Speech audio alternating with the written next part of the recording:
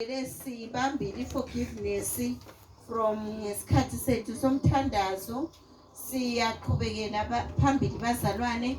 Sikhumbula ukuthi linyanga ephelileyo sidlule esikhathini sothando lapho besikhuluma ngakho ngothando. Siqhubekela phambili still sibambile uthando, but we are saying through love there is forgiveness. Bazalwane, sesivele siqalile ezwini lika baba uNkulunkulu. Siyananzelela ukuthi empilweni sihamba bazalwane, life is full of joy. Life is full of joy. Life is full of happiness. There is love bazalwane empilweni. Lukhona uthando. Siyahamba silidinge bakunikeza abantu uthando kodwa ungaliboni. So luyalufuna. There is love bazalwane. There is happiness and there is joy. There is happiness and there is joy. But phakathi kwakho konke lokhu kuthokoza nekujabula kukhona ama disappointments. Kube khona futhi i-betrayal. Kube khona futhi unfaithfulness. Phakathi kothando, phakathi kwejoy, phakathi kwehappiness. Ma disappointments siyawathola. Sibuye siwathole futhi siyithole i-betrayal, sithole i-unfaithfulness. Kanti impilo injani? Iphethe konke. Love, joy, peace, happiness. Iphethe futhi disappointment and unfaithfulness. Iphethe pain. Injani impilo bazalwane? Injani impilo bazalwane? So ngithanda ukuthi ngitsho futhi ukuthi as long as siphila kona lumhlaba, we will go through all that. We will go through peace. Ukuhlala uwedwa ube ne peace. Ube wedwa nje in the bathroom and you feel the peace.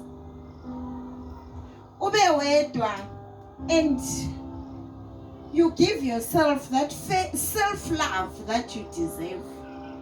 Ugezisa umzimba wakho, ugcobe ngemagcobo. Masiqala umnyaka sakhuluma ngezinto ezimbili ukuthi sinomuntu wangaphakathi sibe nomuntu wangaphandle. Bonke laba bantu bafisa ukunakekelwa. Ugcobe umuntu wakho wangaphakathi, umgcobe ngelizwi, umgcobe ngepraise, umgcobe ngeworship. Yiko lokwakufisayo. Umuntu wangaphandle umgcobise, kumbe umgcobisa ngedone, kumbe umgcobisa ngevaseline. They all need to be taken care of.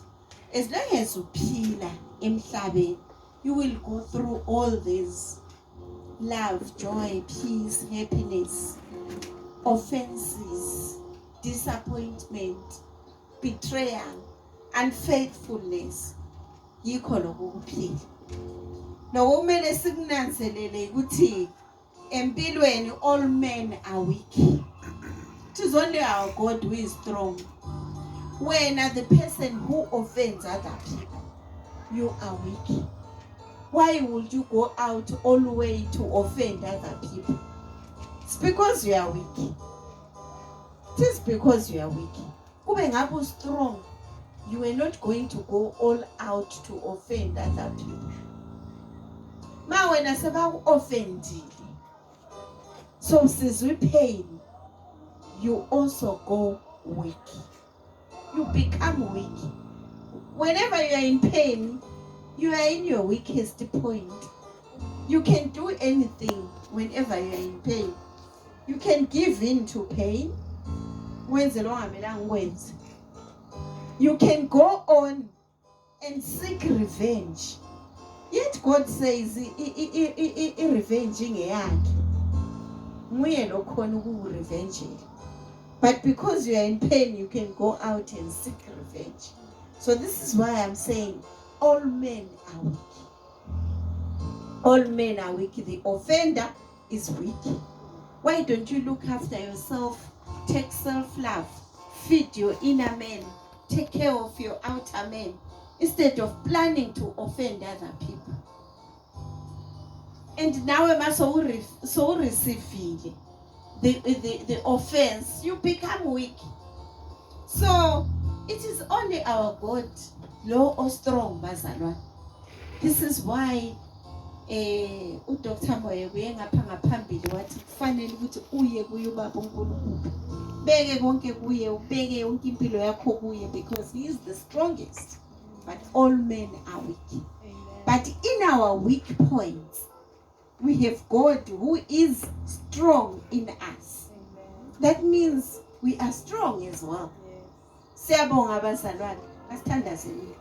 Baba uNkulunkulu somandla mdali wezinto zonke. Jehova baba wena wethembekileyo. Mase siyakuthi singene ezwini lakho uNkulunkulu wami. Hamba Jehova, usihole kube nguwe lo sinika sona lesi simpa sekuphila. Lesi wena osilungiselele sona singabantu bakho. Wena baba omkhulu, wena baba nguJehova. Wena baba ongakazi usijabhise. Wena ongakazi usikhohlise. Hamba futhi usibambe izimpilo zethu. Wenze futhi Jehova lokho wena okumisele izimpilo zethu. You said it in your word that you knew us before we were conceived. Singakangena eziswini zabomama. Bese uvela usazi futhi uyazi lempilo esizayiphila, uyazi lendlela esizayihamba. Manje nalamhlanje sithi uNkulunkulu wami wena owaziyo ngathi hamba usiphakele lokudla okufanele thina. In the name of Jesus we pray. Amen. Amen. Amen. Asifundeni bazalwane uMatthew 18 verse 7. Siye kuMateyu 18 iverse ngelika 7. Osefikile ngasifundela. Matthew 18 verse 7.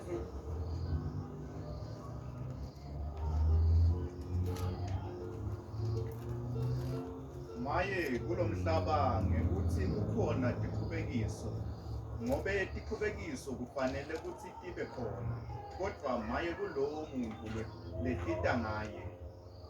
Maye kulowo muntu letita ngaye letikhubekiso. Maye the offender. Maye the offender.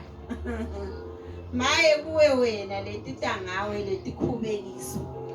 Maye kusho ukuthi bazalwane njengoba ngishilo ngathi all men are weak. The offender and the one who received the offense, we are all weak. So maye kuwe wena osukuma uphume uhambe ukuthi uyo offender abanye abantu. Asifundeni uMatthew 6 verse 12. Matthew 6 verse 12.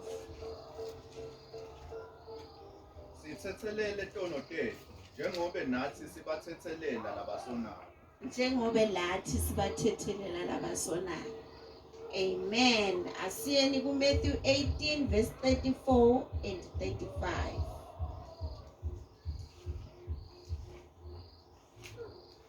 Inkosi yaso yathukuthela yabila yasinekela kubaphathi belijele.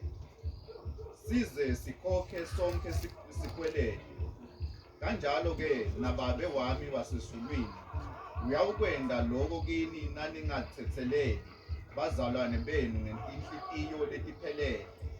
Amen. Amen. Sithethina kulo offender lo receiver i-offense. Kwathiwa maye kulo ophuma ayekwenza i-offense. But ke noma aphumile wayenza le offense, what is the command? I-command ithi in anger his master handed him over to the jailers to be tortured until he should pay back all he owed. This is how my heavenly Father will treat each of you unless you forgive. Hey, niyayiva ukuthi inzima lendaba, niyayiva ukuthi ihamba njani? It will be you ukuthi ubaba uNkulunkulu is going to hand you over to the jailers to be tortured until you pay back what you owe. And this is what he is going to do to you unless and until you forgive. Othwala nzima lapha ngubani? Ngubani othwala nzima? Ngulo omele aforgive. Neyiva bazalwane. There is an offender.